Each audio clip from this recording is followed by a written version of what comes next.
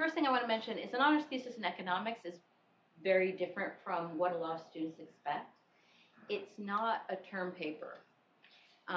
It is you actually doing research, which means not synthesizing what other researchers have found, not repeating what other people have done, but looking at something in a new way or using different data or a different approach. Fundamentally, what you will do cannot have been done exactly by anyone else before.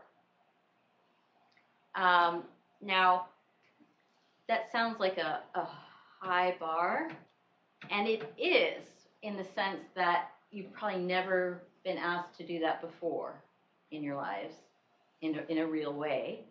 But it isn't in the sense that we're not asking you to do a research project that's going to win the Nobel Prize, right?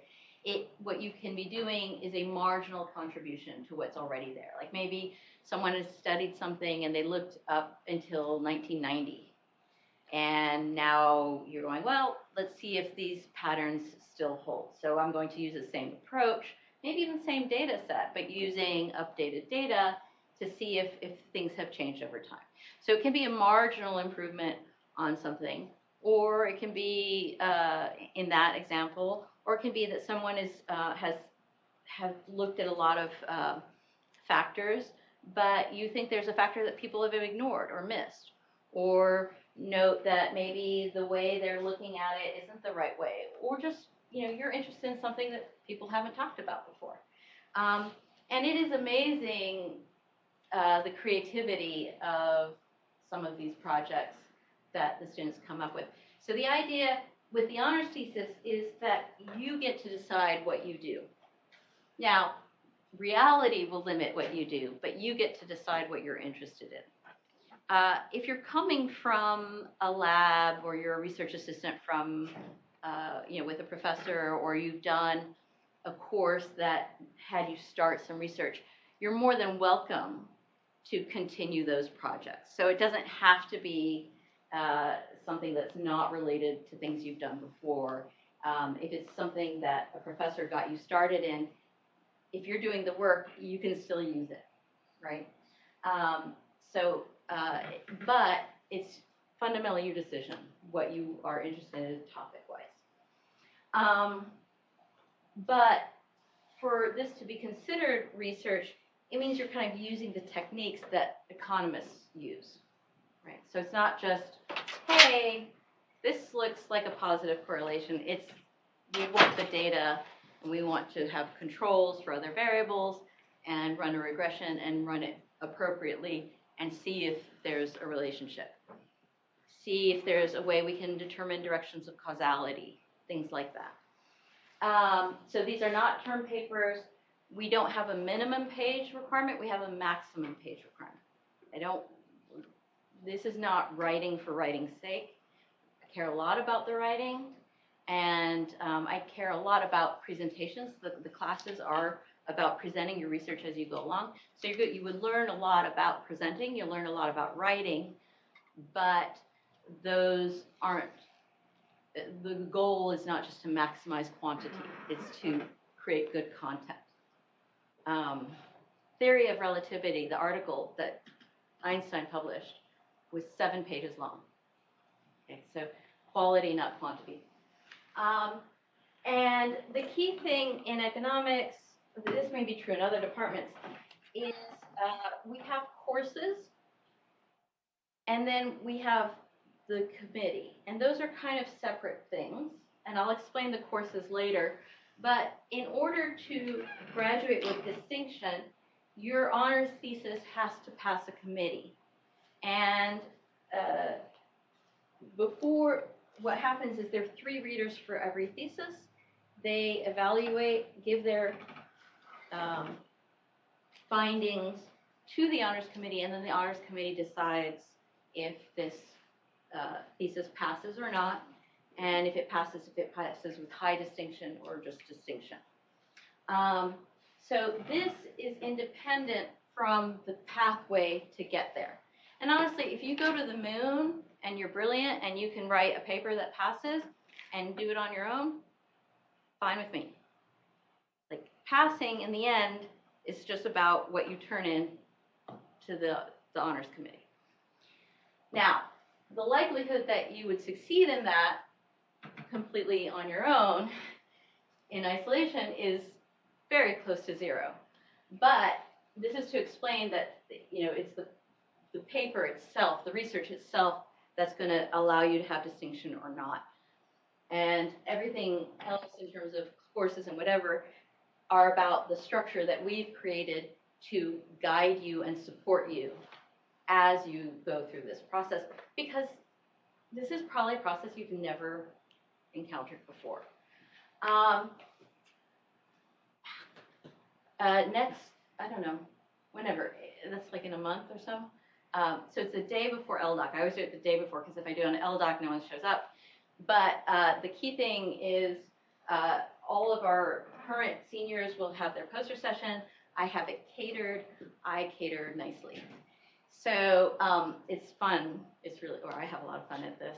We also invite freshmen oftentimes to come to show them that economics is not just finance. In fact, only a minority of our honors theses are finance related.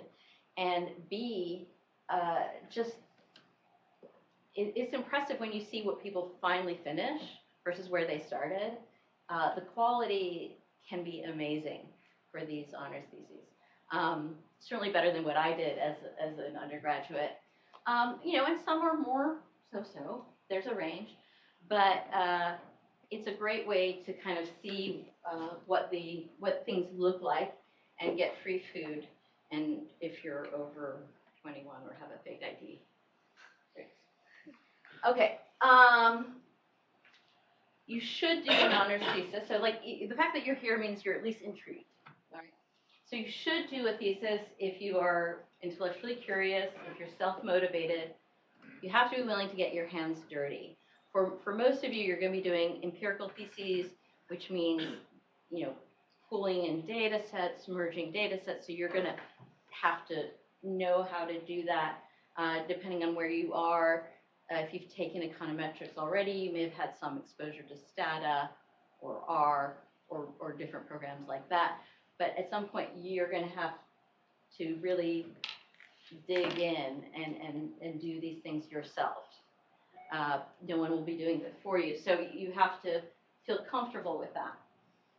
It's a great thing to do if you want to know what research actually is and what economic research actually is. A lot of people in the world call themselves economists, which they should not, just because they were an econ major as an undergrad. That doesn't make you an economist, because the majority of undergraduates in economics never do economic research. And you shouldn't call yourself an economist if you don't know how to do that.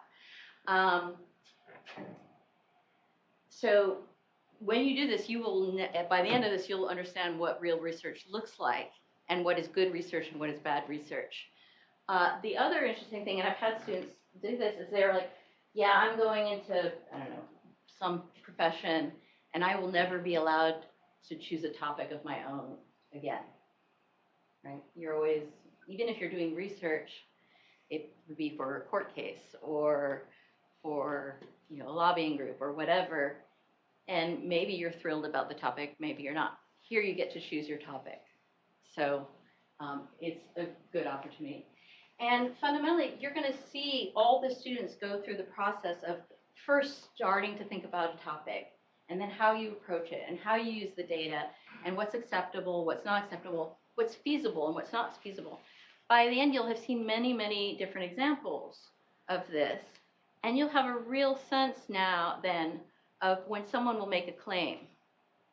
We see this correlation. We know, obviously, this is true. Well, most of the time, obviously is not true, because they might be looking at spurious correlation or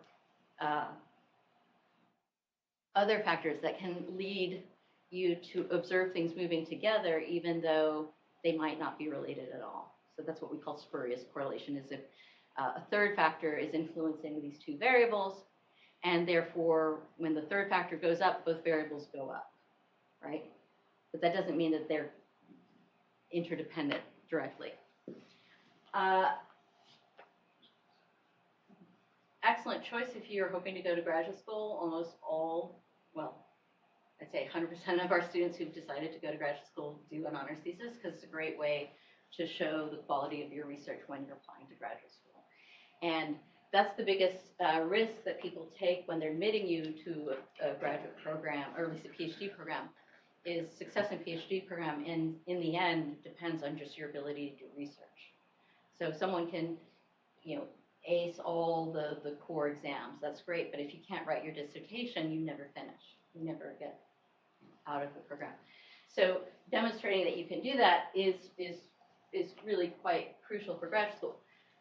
But I would say a large majority of my students who are doing honors theses nowadays are going into economic consulting, which is, I think, a great profession. I do a lot of economic consulting. And it's funny because, we're waiting to see the day where one of my old students becomes, my support team in a case.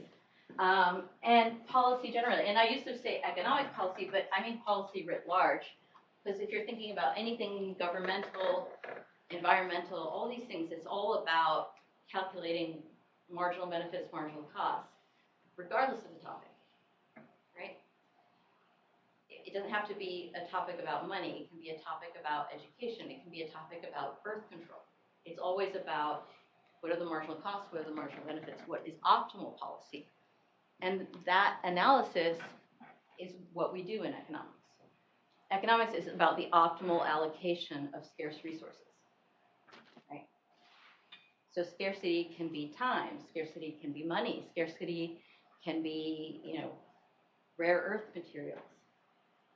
It's about how you use what you have in an optimal way, in a way that maximizes something, right? Optimal is maximization.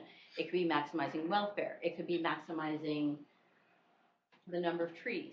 It could be maximizing anything you want, right? And so that's why I like saying economics is not about finance. Finance is a subfield in economics where they're focused on those things. But economics is really about optimal allocation of scarce resources. So if you're interested in policy, I think this is a really great thing to do. Now, I also want to tell you why you should not, or who might not want to do a thesis.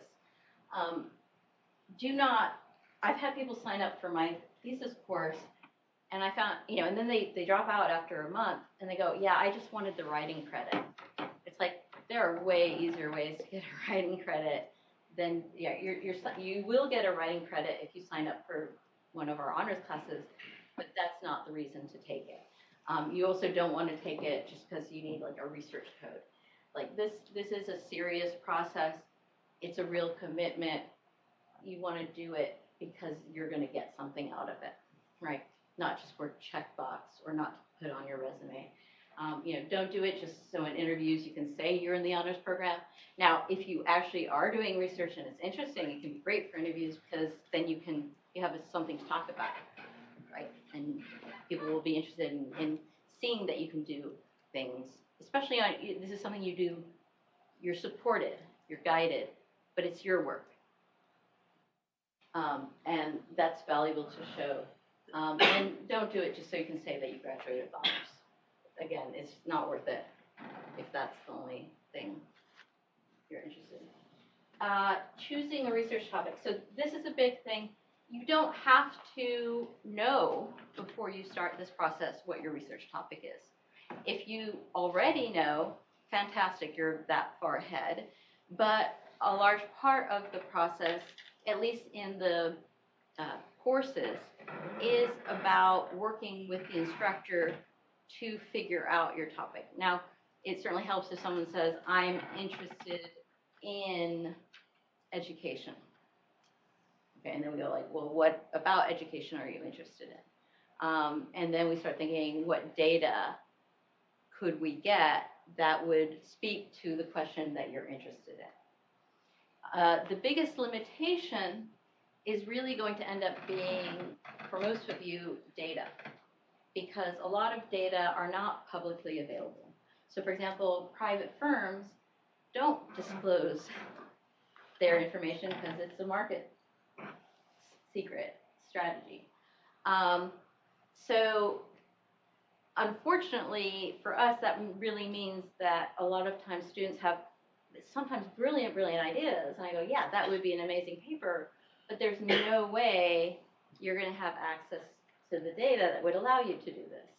And students can be kind of naive. They're like, well, I'll just call the company and tell them I'm a student, and they'll get, and it's like, those companies don't care, right? That's going to be your biggest limitation, and that's why I say, so choose something that interests you, because you're going to spend a year on this, and it gets really boring if it's a topic you don't like. Choose something of value, like, I mean, that's subjective, but if you're spending a year studying something, I think it should have, some sense of importance, at least to you. And then the last one, which is the hardest part, is to choose something feasible. So this has to do with, like, are there data? Are these things observable? So in economics, because we're trying to measure things, something has to be observable in order to measure it. Now, what's amazing is with, like, improvements in computers and programming, what we can do is so much bigger than it used to be. So, for example, we can do language, natural language processing, and think about this gives us a way of measuring what's involved in text or in speech, and then look at how these things are related. So I'll give an example. In one of the first papers that did really good text analysis in economics, they were looking at newspaper owners.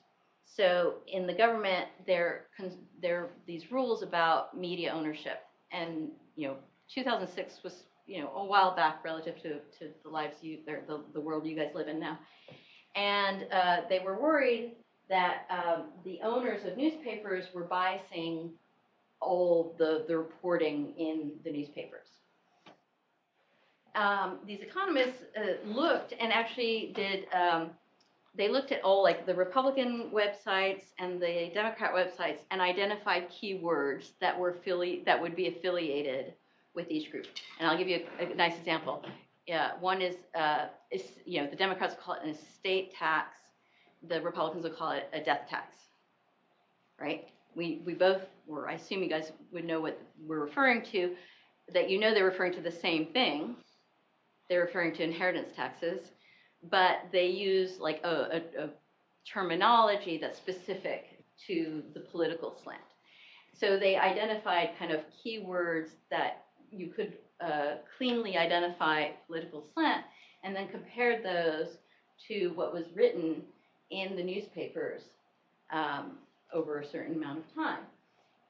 And then compared that, so the slant of the newspaper with the political bias of the owner, because that's what people were worried about, and ended up that wasn't what mattered. What do you think mattered? I'm sorry, this isn't supposed to be a class, but I can't help myself. What would you guess? Maybe the bias of the writer. Yes. Preferences of the reader. There we go. So you have to sell a newspaper, right? Am I going to go in an incredibly very Republican area and sell them the New York Times? Okay, you don't read newspapers, right? But, like, if I want to sell my newspaper, these were local newspapers. If I want, now no one buys a local newspaper, but at that time people did. I'm not going to sell something that's very right-leaning to a very left-leaning population, and vice versa.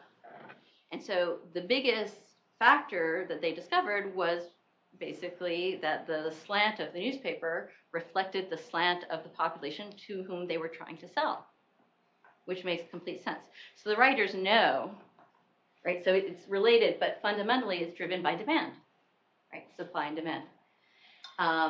And it was one of the first things that kind of did a systematic analysis of text, and now that's become a massive thing, aided, of course, by progress in computer stuff.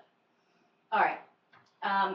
You can do empirical or theoretical research. Everything I've said up to now is talking about empirical research, because I'd say a good 98% of our students do empirical research. So you kind of have a question, you find some data, you look at what the data support or don't support.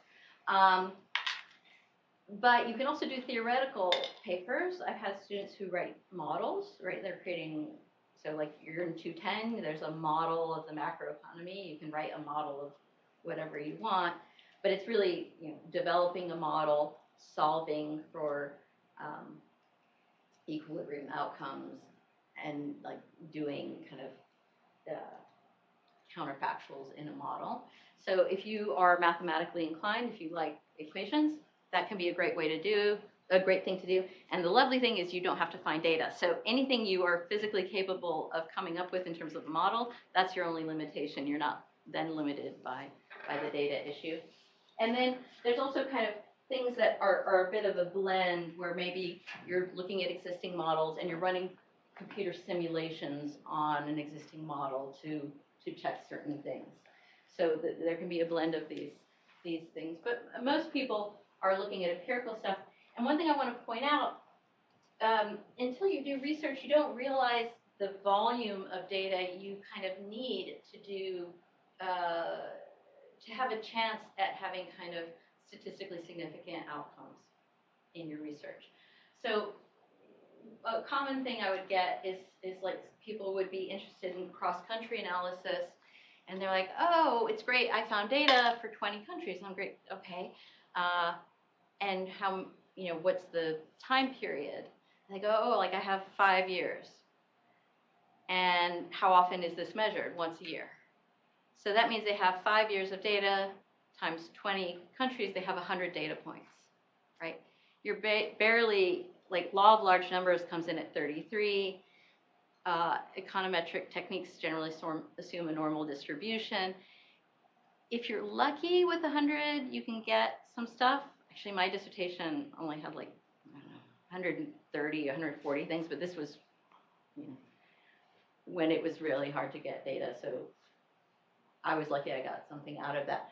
But nowadays, I have people where they're looking at surveys of individual households. They'll have hundreds of thousands of observations, or census data, where you're having tons and tons of observations. The more you can go to disaggregated data, like the household level as opposed to country level, very aggregated.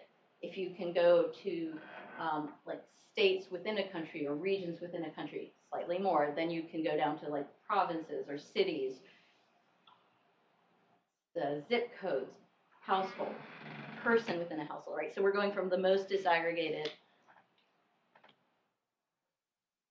most aggregated to most disaggregated. And each time you go down one level, you're just exponentially increasing the number of observations. So, but the great news is now data collection is so much easier that, like Big Brother is collecting all your data. We might as well take advantage of it. They're going to do it no matter what. So if you can use it, that's great. Oh, interrupt me whenever you want if you have a question or anything else. All right, so here are the paths. Most of our students take the honors seminars, which is $495 and $496. Yes? I had a question on like how long is the duration typically of the research that people do? 2 semesters. Okay. Yeah, it's really not possible to start from 0 and finish within 1 semester.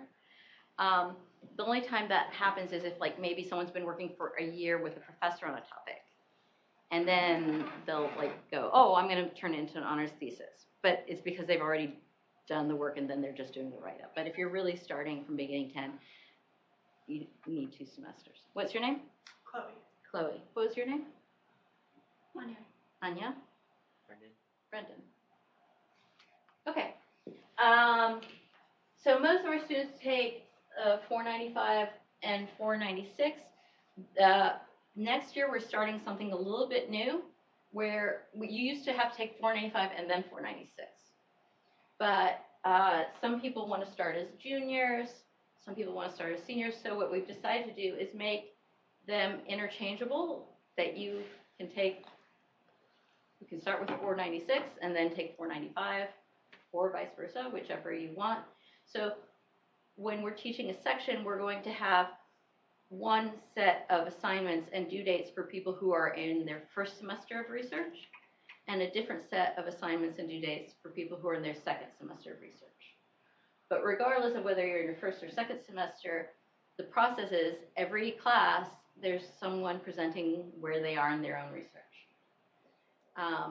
And we just go through the people, but that way, and the very first time you're presenting, you might just be presenting a paper that's on a topic that you think is closely related to what you might be interested in doing. But as you go along, then you're going like, okay, and I found this data set, and I'm, blah, blah, blah, and it just progresses. And the great news is that way you get feedback from whoever's your instructor, and you get feedback from the whole class. And at least if the other students are paying attention, that feedback can be really crucial.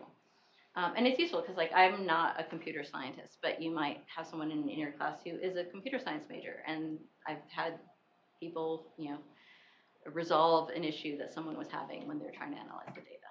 So we really do benefit from that kind of environment.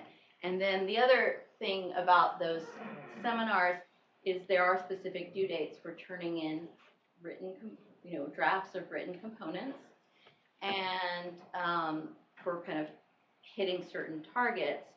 And this helps to kind of keep you on track so that you're not, 2 days before this is due, furiously trying to throw something together. Because if you are, you're probably not going to pass. And make sure that you get feedback both on written and content as you go. Just out of curiosity, what is the pass rate?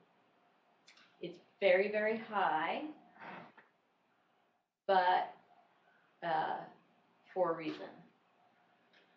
In the sense that if, like, for example, if someone's taking my 495, 496, and I can see that they're going nowhere, then I will tell them. I usually don't have to tell them. They usually know, right? Like, then you don't have to submit, right? So this is a good question in the sense that you get a course credit for each of these for satisfying what's required in that course.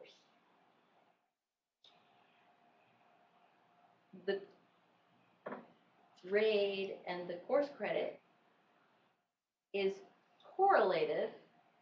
Well, the grade is potentially correlated to whether you get to the final end goal, but you can still get a class credit. You can still get a pretty decent grade, even if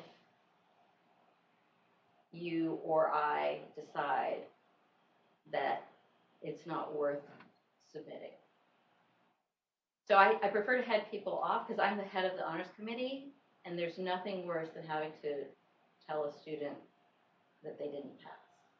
So I've, over the years, imposed rules like you have to have an advisor who's in the economics department. You can have a primary advisor from outside, but if they're from outside, you need a secondary advisor who's inside. Now, if you're in one of these classes, the instructors are in our department, so you automatically have a second advisor. Oh, that's the other thing.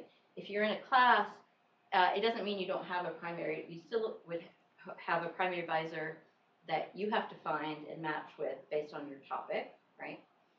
And the closer your alignment is with the faculty, the better. But this way, when you're in these seminars, you're really getting feedback from two faculty, right? Alternatively, you can do the research independent studies, but then you're just a one-on-one with your primary advisor, and that's the only person you're really getting feedback from. And that person has to be willing to take you on as an independent study and be fully responsible for you. Whereas if, like, I've had people who say, yeah, I'll be your advisor, but only if you take 495 and 496, because that way the advisor doesn't have to take on the role of keeping you they don't have to keep you on track in terms of dates. They can be there for when you have more conceptual content questions. Okay, so I haven't directly answered your question. So anyone who really doesn't look like they're going to pass, they usually know it long before that date. And so they're not tending to turn things in. The only failures that I've encountered, well, in the time I've done it, are have been when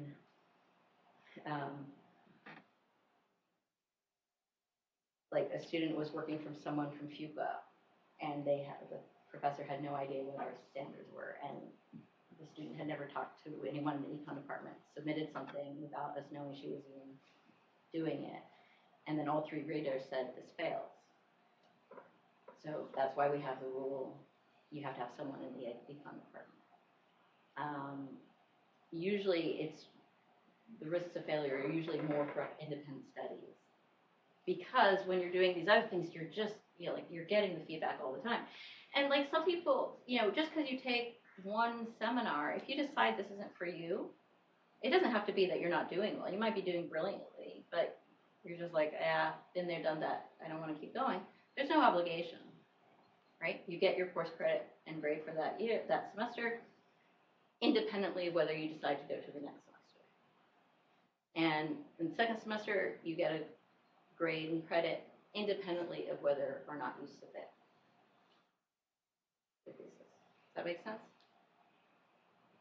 Chloe? No, Anya? So, do you have to, for Econ 497, 496, if you're taking one of those, do you need another advisor outside of the one you have there? We try to, yeah, because the thing, so for example, like when I'm the instructor for that, and for one of these, and I know a lot of fields, but I'm not a specialist in every possible field, right? So I can give everyone basic advice, and I can tell when something's basically right or wrong. But like, I'm not an econometrician, so there might be someone who knows a little bit more, or like, let's say we're talking about housing prices. I know, hedonic pricing, I know the basic approaches, but Pat Bayer is a specialist in housing prices. So he could be a good advisor for someone who's doing something related to housing prices. Also, because like, if you have chosen a topic and you successfully match with a good advisor, they can save you a lot of time, because they'll go, okay, I know all data sets that exist on housing prices. Whereas for me, I'm going to go on Google with you to try and find that out, right? So having someone who is more knowledgeable about your particular subfield can both save you time and improve the quality of what you're doing. Now, sometimes your primary advisors, don't interact a lot with you. Sometimes, like Hussein Yildirim will make you come to his office every week for an hour and yell at you, because I live next door, so I can hear. He won't yell at you, he just speaks really loudly. So there's a whole range, right? But when you're in these classes, kind of it's like a safety net, or I think of it that way. The other thing I should say is for the whole, someone had their hand up. Was that you, Chloe? Oh yeah, I was wondering if you recommend taking the classes as juniors or seniors, if it mattered. So I actually think an ideal thing is starting your spring of junior year and finishing your fall of senior year.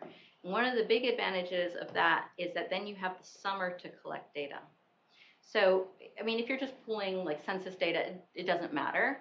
But I've had students who, these are amazing students, right? Not everyone's going to be like this, but like a student of mine, she was from India. She was interested in like how the presence of housing developments affected stunting in children. She went back, so we created the survey her first semester. She went back to India. She got all this research money. She hired like 200 people. They went out into both the slums of Mumbai and the housing projects and measured the height of their children and find out when they moved from the slums into the housing projects, to see like if kids who had moved there at a younger age had less stunting than the kids who moved there later, right? That's really impressive. So, and I would never expect anyone to do that. She wanted to do it, and she did it, and it was amazing. She couldn't have done that if she had started her senior years, because it's not like over Christmas break you can do that. also started a nonprofit that summer in the slums of Mumbai. Go ahead, yeah. Did she get a grant to hire those people? Or? Yeah. Okay. Oh yeah. Okay. So I was like, wow. yeah. So resources. People, Right. Yeah. No. So resources. So we have done a lot of things. So we get resources from the Trinity Fund, research enhancement funds. We use those to purchase data licenses for you because those are not freely available. We hire master's students who will be physically located at the library to do office hours if you need help with Stata or MATLAB or things like that.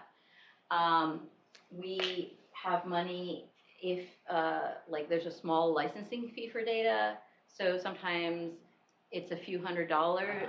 Like some data providers will ask for $10,000. We don't have that, right? But if it's a few $100s, we can do that. Or we have some students who were doing experiments online where you have to pay people like through MTurk or something like that. We helped fund. So we can help fund. There's the undergraduate research group that can help fund. So between different sources, we try very much to enable you to do things that might be a little bit more than something else. And in her example, that definitely was more money than, but she was also great at convincing people to help support that.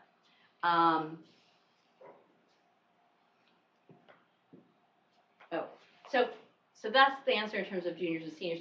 The one thing though, so technically all of the core are prerequisites, right? And so if you haven't finished any of your core, there'll be a hold on your registration for one of these, and we'd have to get the permission from the actual instructor of that course, the section of that course, to override a prereq. It's not uncommon for people to say, hey, I haven't taken this, but I'll be taking it at the same time, concurrently, or something like that. And I'll oftentimes make exceptions depending on what it is they're missing. But the thing that I think you really will benefit the most from is if you've already had econometrics. Like, you'll at least know what a regression is. You won't be confused when I talk about panel data versus time series versus cross-sectional data. You'll have heard of Stata. Maybe you're not tremendously familiar, but you know it exists, right? So students who have done that concurrently, they're treading water for a long time until they finally start understanding what they're trying to do. So that's the big one that I would suggest, and just worth taking econometrics earlier rather than later, so that if you want to start as a junior, you're in good shape. Hey. Let's see. Okay, resources.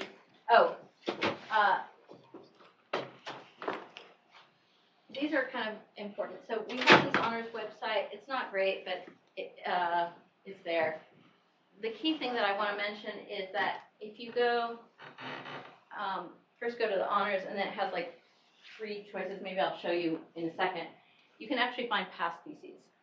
And this could be very useful, like, suppose you're interested in a given topic. Let's call it, say, electric vehicles, right? You can put in a keyword, electric vehicles, and see what other students have done. That can be useful because fundamentally, if they used a data set, it's very likely you would have access to the data set. And now when people are turning in their theses, we ask them for a copy of their data and their code for replicability, but also that way, if someone else wants the data, they can have access to it. Now, you don't turn in the data if it's proprietary. Like if you paid $1,000 to have a license, you're not then allowed to hand it over to someone else. But if it's not proprietary, we ask for that.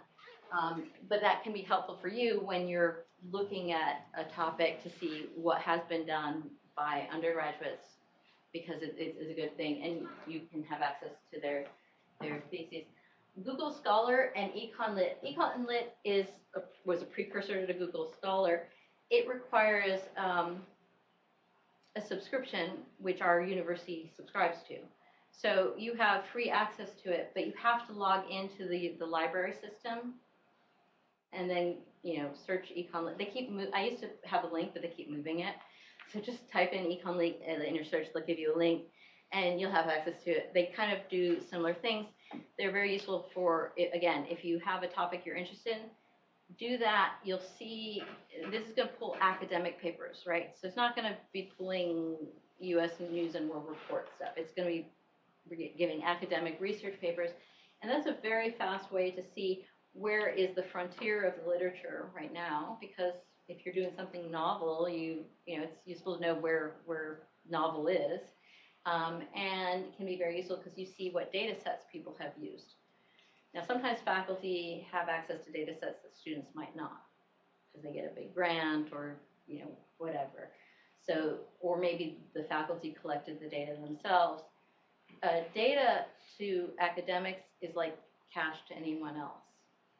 So if someone, I had a student last year who wanted to look at abortion issues, and there's this a woman at Harvard who had collected amazing data of individual women respondents. And so my student got all excited, and wanted the faculty member to hand this over. It's like, but the faculty member has just spent years collecting the data and wants to publish, because publication is how we have success in our field. So she's not going to just hand over the data to a bunch of people who could then scoop her using her own data. So you have to realize that faculty are not necessarily going to be willing to share. Now, if, like Duncan Thomas would share his data with people who work in his lab, right? So if you have a particular relationship with someone or working with them, that can be better. IPUMS, if you do any census stuff, go there. It's 5 times easier than census. The Library Center for Data and Visualization Sciences, they have office hours. That's where I said, like, we hire people. But the data librarians also have office hours, and they even have just this link that says Ask at Data. So you can say, like, what your issue is, and they'll tell you which of the data librarians can help you. So, like, if you want to use geospatial data, ArcGIS,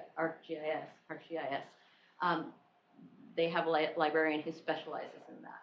So they are actually a very impressive data source.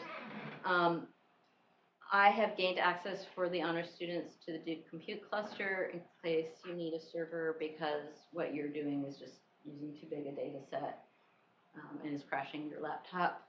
I can get you access to that instead of license. Oh, and then one last thing I wanted to mention. When you turn in your thesis, I've added this now. So there's this thing called the Duke Journal of Economics. It's been around since before I worked here. And it focuses on publishing undergraduate papers and master's papers. So, and the nice thing for you guys, so I've now done it where if you submit your paper to the honors program, you can click and say, I would like to be considered by the Duke Journal of Economics. Now, the advantage for you is if you do that, they'll look, and they still have an editorial board, so they might give you comments and ask for revisions, but the kinds of revisions they're asking are like a day of work or 2 days of work.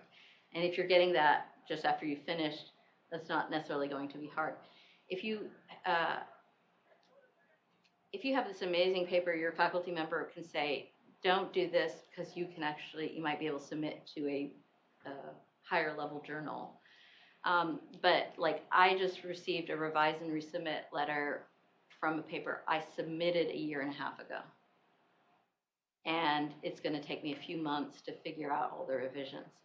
So this is a great option to officially publish your paper, but with a way lower hurdle than if you were trying to do something else. So if you're not anticipating going to graduate school and publish or co-authoring with your advisor on the paper, this is a great way of kind of finishing it up, having a permanent record, but without having to go crazy.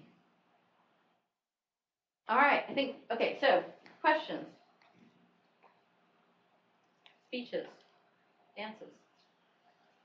Yeah, earlier you talked about how there was like high honors and then or distinction and then Mhm. just regular distinction. What's like the difference between the two? So that is purely based on the quality of the thesis. So the readers will say, pass or no pass, and then if they pass, they go, is it good? In which case it gets distinction, and so then what is called is distinction in the major because it's a university level award. I don't know. But if the readers think that this is like really above average quality, then they will suggest high honors for your paper. And if a majority of them say high honors, then the committee will usually say, okay, this paper gets high honors, which then means that you graduate with high distinction. So it has nothing to do with your GPA or anything like that. It's purely based on your paper. Oh, and I should mention, because these are graduation with distinction is a university honor, so they have a GPA requirement both within economics that we impose and for your overall GPA. Honestly, with the amount of grade inflation nowadays, I don't think this will be an issue for any of you unless you're also Pratt students. If you don't meet the GPA requirements but still pass on the thesis, then we have a departmental award, which we call distinction in research, that we give you to recognize that you've done research, and it could even be high distinction in research, right? But that way, just because maybe your freshman year wasn't so great, doesn't mean you can't get involved in research and be great at it. From the people that take like 495 and 496, what proportion get high honors versus just distinction?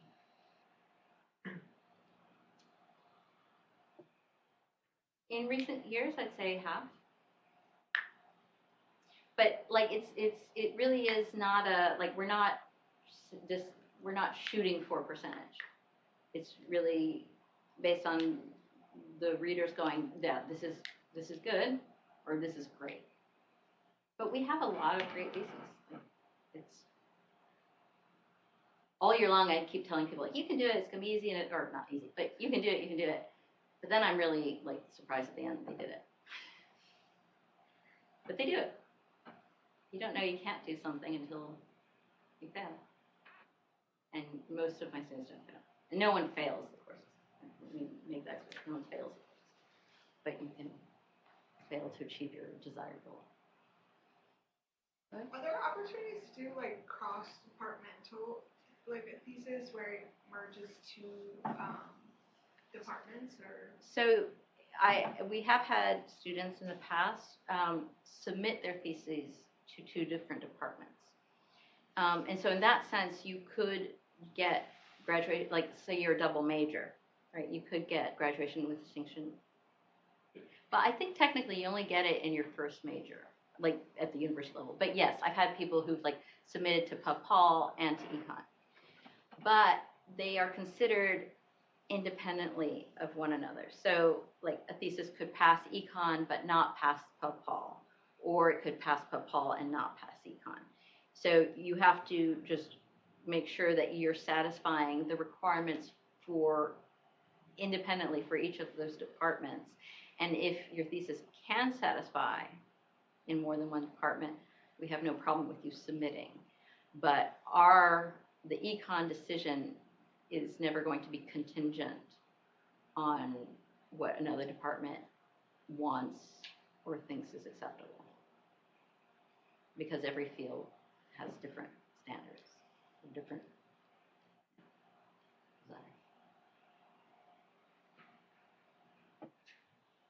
As a freshman, if we want to do research with faculty members, like, what's the best way to go about doing it? Because I know I applied for, like, Woodman Scholars, but I just, like, because it's such a big platform, I just, like, I'm not heard back. Yeah. So that's a real I mean, it's limitation. So sometimes faculty will hire freshmen, but it's fairly rare because, for example, if we're hiring you, it's probably to help us with, let's say, empirical research. So we would want people, like I've hired a freshman in the past who actually won Best Thesis Prize afterwards, and is the guy that I'm joking about working with in the future. But when you're taking on a freshman, you're kind of committing to teaching that person everything. Now, in his case, he was like such a go-getter that he would just go home and learn things and come back. So I can't say that I really had to tutor him. But for most students, that means I have to explain the econometrics, I have to explain stata, I have to explain all these things. So I'm teaching you from beginning to end, whereas if someone's coming in and has had econometrics or has had a course in coding, then they're that much further ahead, and it's easier, for the faculty members. So there's a trade-off between hiring people. Like one of the reasons I had hired a freshman is if you have a good match, then you're with that person for 4 years, right? And that gives you a time to do really good things if it's a good match. But I've hired other freshmen whom, after a semester I didn't invite back because they didn't know anything. They didn't seem really interested in figuring it out. What if, so then, do you think it's likely for sophomores to get it? It's going to be likely, and the more you can show that you have experience in the dimensions that faculty are interested in, like taking some computer science or taking, some more econ or things like that, the better your chances are. And you just recommend cold emailing? Like what? Cold emailing?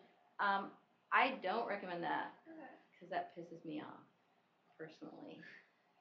Then Now I still got snookered by one recently, but I don't like it because there are 100 people applying to that. Yeah. Do I want to get 100 emails? Like the whole point of having a centralized system is because we don't want 100 people asking each faculty member, right? Now, cold calling can be very successful, but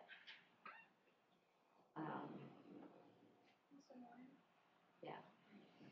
I mean, every week I get at least 5 emails from researchers in China who are fully funded and want to come. I don't even look at them anymore because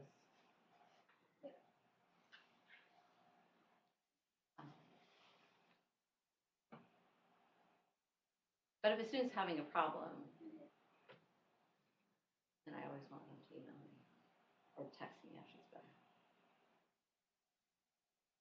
So is it okay to enter your first semester of one of the courses with nothing except the 204 under your the classes, or is there kind of an expectation of getting involved in that research beforehand to be successful? Oh, no, it can be the first time you start. I'd say a majority of our students, that's where they are. Okay. It's the only ones who come in kind of really having something is because they've already been doing work as an RA or have been in a lab or took Charlie Becker's course where he makes you write a paper, start a research paper in his field course, and then they're continuing. But for a majority of you, we're not expecting you, right? That's the point of the seminars, is to take you from beginning to end successfully.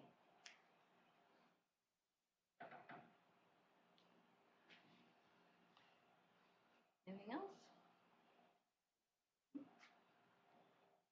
Well, you're welcome to go home. You're welcome to ask me questions if you still have any. And please come for free food. Pavilion, day before LDOC.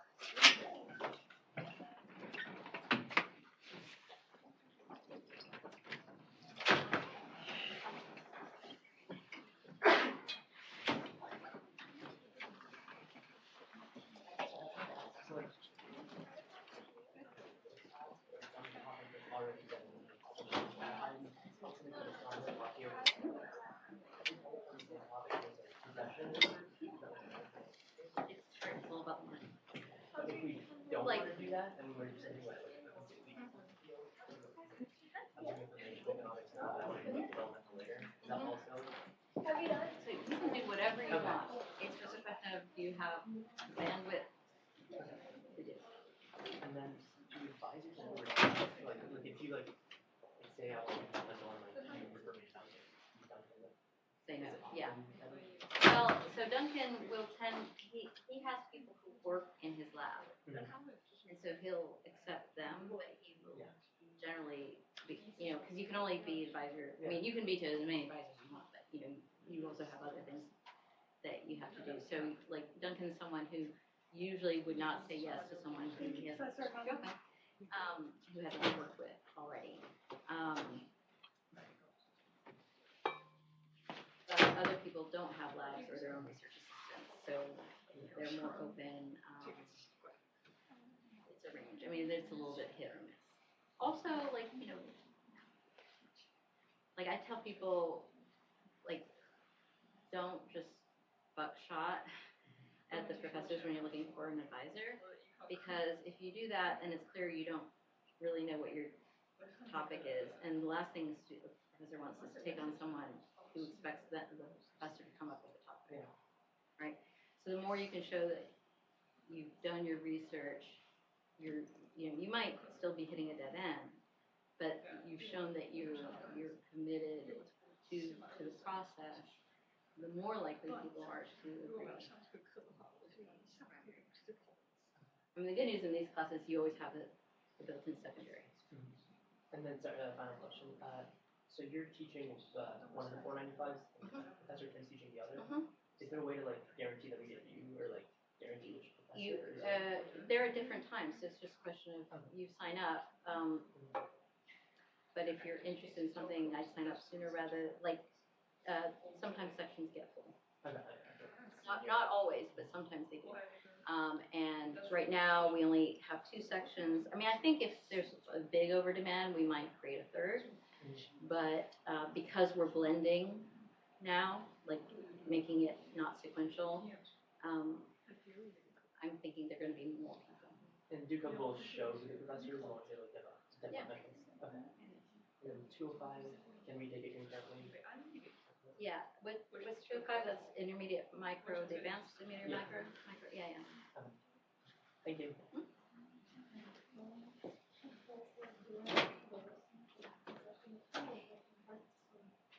Oh, sorry. I actually thought it was from 6 to 7, but luckily one of the staff people came to get me at my office. Okay, sorry about that. They are supposed to have done a Panopto recording, and that should be available. And if it is, then we will make that available to people so you can do that. You can also ask questions generally, but I don't know when you can, like, how much you heard or not. Oh, like anything. Okay, all right. Let me maybe, I'm guessing you guys might have shorter questions. I mean, I came in late as well. You came in late as well. It's more of a Oh, I don't personal mind waiting. question. Okay. Yeah. Okay. I mean, I guess I have a Do you have a similar issue. specific question or? Actually not really. It was just like, I'm probably gonna do the independent study. It's going to be with Oh. Becker. Oh, you're Yeah, Michelle. yeah, Michelle. Yeah. Okay. Yeah. It's easier to remember people's names if it's yours. Sure. Yeah, no, so Charlie, that's good. And like at the end, Simon said like people who can more easily know what they're doing is because, say, they're in his class and they're extending that work. So that's good. In terms of your second email, the only thing about doing the intense study is he'll be your only feedback. Yeah. Because other faculty have their own students, so it's not like. Now you can ask for a secondary advisor. Like if someone else wants to be a secondary advisor, there's nothing stopping them. But we have a limited number of faculty, so Right. yeah. If you're doing an independent study, it's an independent study with that faculty member. And I think I'd be fine with that. But I would just want to make sure I'm like doing everything properly and whatnot. Like, Yeah, you can. Now you can also work with Charlie Becker and you can't sign up with him as an independent study and sign up for the seminar, right? Right. So that would not be proper, but you could still have him as your primary advisor and Right. be in a seminar if you prefer that scaffolding. Right. So that's your decision, your option. Right. I just have to think about these things. Yeah. Okay. Cool. And then what would be the deadline to put in the form for independent study if I need to? So that has to do with just registration, right? Does it? Yeah. Because Because it's a course. yeah. So So I. whenever you guys are registering for classes is when you would need to do that. And he needs to sign off on being willing to do that. Okay. So I'll talk with him. I'll look at the deadlines for getting it built. I'd be interested in seeing the recording if that's really. Yeah. Okay. Thank you so much. Take care. You can also, go ahead, I know you have to go. Okay, you have some questions? So I just recently thought about like doing a thesis. Okay, what year are you right now? I'm a junior. Okay. I just finished, so I might not graduate when I'm supposed to. Okay, yeah. But like I just recently, started thinking about doing it because like before I was like, why should I give myself extra work? But like, Right. no. Yeah, no, it's you want to get credit for it, yeah. But like I feel like it's really something that doing a whole research project I guess like my question is does it have to be under econ major? Does it? Well, in order to graduate with distinction in economics, then it has to be Right. under economics. You can now, you can do a thesis for another department if you satisfy them, but the graduation with distinction is graduation with distinction in the major, right? So you could do an honors thesis and say Pub Paul, but if you're not a Pub Paul major, that won't get you just graduation with distinction in the major. I forgot to use the word in the major during the presentation, but so that's the only thing. But like if you really want to do something in bio whatever, you could do. There's nothing limiting you in that sense, but it's just that wouldn't be able to count for econ. Cause like what I'm thinking about, I don't know if it's like okay, I'm thinking about like how culture like influences like development or something like that. I don't know if that directly like ties into really like econ. I mean, I'm not set on that, but like that's. No, but so that's a good example. Like that can be an econ topic. The question is, how do you measure things, right?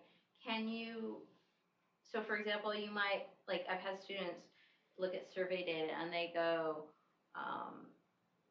like, does your religion or even within a religion, how religious you are impact the likelihood that you do X, Y, or Z, right?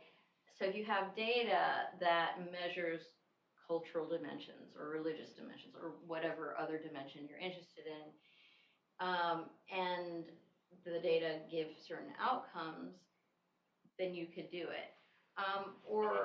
It doesn't have to be quite at the individual level. Like if like different cities might be, have different distribution of population. You could use that as information to see if they have different outcomes. But thank you.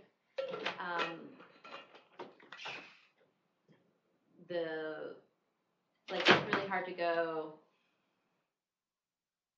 this one country has this outcome because of this culture, because you need kind of a control, right? So you could compare it to other countries. But again, if you're just doing a country by country, you didn't hear this, but you need to have enough observations to run a regression.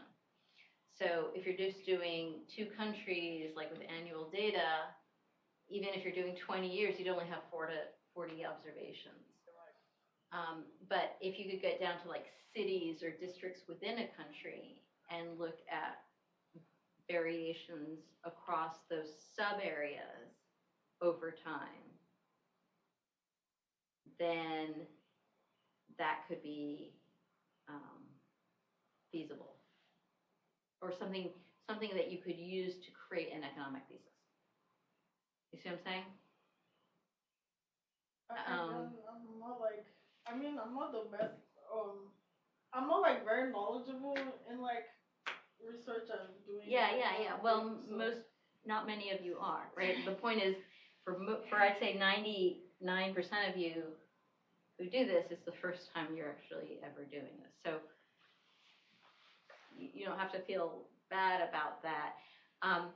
But part of what I was presenting was really trying to make people understand, like, in economics, it's not a term paper. We're not just writing about things, right?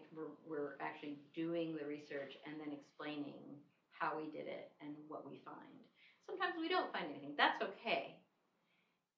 If, you approached it in the right way, in the best way you can. Yeah, so non-result can still pass. You don't have to have an amazing result. But what won't pass is if there's like no attempt at really doing an economic analysis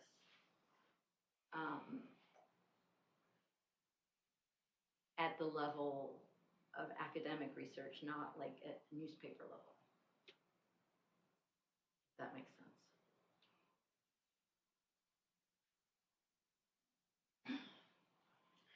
Okay.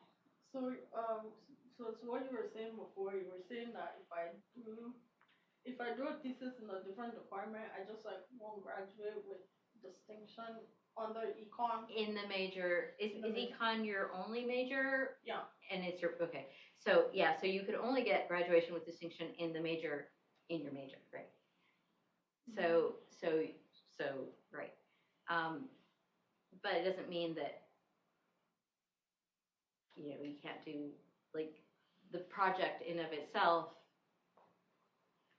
I'm sure you have like course credits for it, and I'm sure it would still, you could still say, I had an honors thesis in whatever field that was in, right?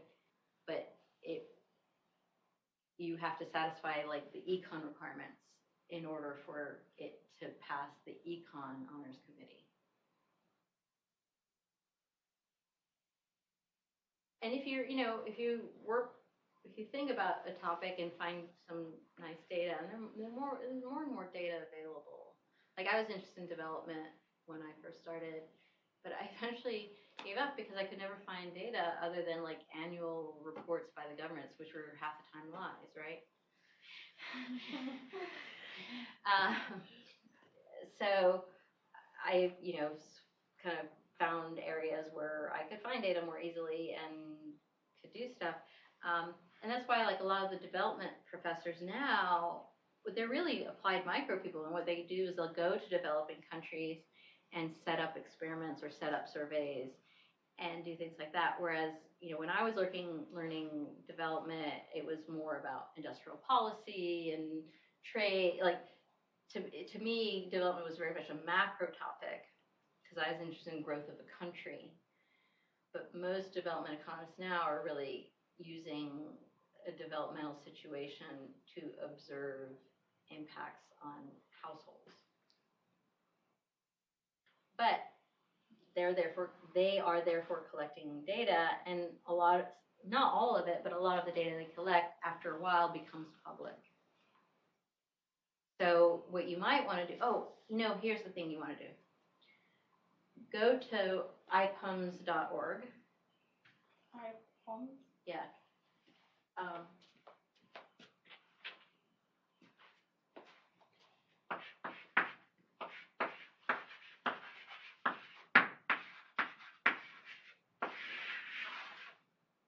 Okay.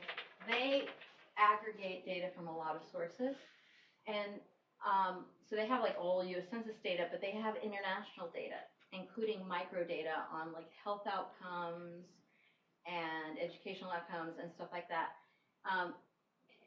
for developing countries. And so the different data sets they have are not necessarily related to one another, right? They could be from someone who went and did a survey in a particular village in India, but another one could be like, marriage rates in Thailand. But the reason I'm saying this is go there, look through their data sets, and then see if the data set is on something that you might be interested in. Because the nice thing is if you start with the data set, then 90% of the hard work is done. And if you know you're interested in development, see what kind of data sets they have from developing countries and see if that might be of interest to you. And we can see where to go. Like, the other thing they have at IPOS.org is they'll give awards for, like, best undergraduate paper written with this, best, like, academic paper. And that's how I learned about some of the development things, is some of the papers that won awards were on these very specific situations in developing countries. And I was like, wow, how did they even have these data? And so then I looked and I saw that. So that, to me, it sounds like maybe that's the first thing you should do is look at what kind of data they have, and especially if you're interested in a particular area of the world, right? There aren't going to be like 20 million data sets. So see what things are there on an area that you're interested in or on a topic that you're interested in. And then you take it from there. Also, like in terms of, I'm sorry. Oh, don't worry about it at all. It's okay. Like registering for the thesis class, I think. Like, I guess like, do you have to like have like your topic ready? No. No. No. So that's one of the things I was saying is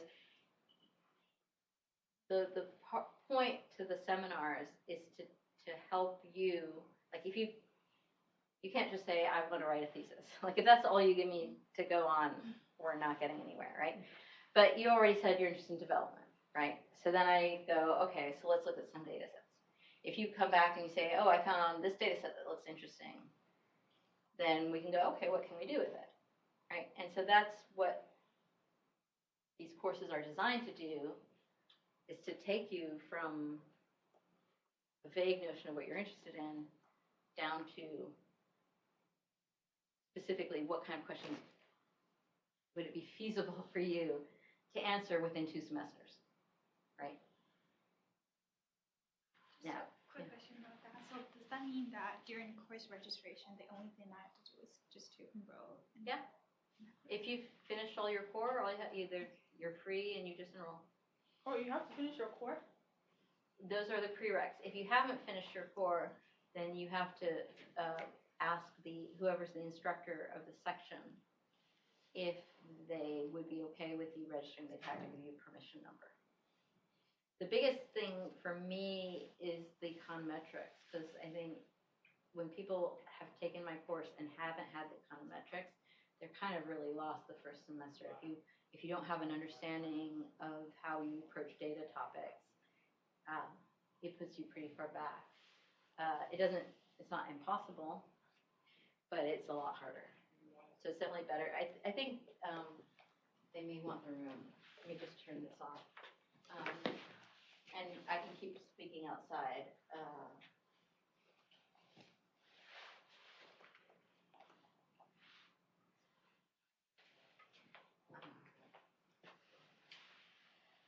But yeah, econometrics ends up being really important.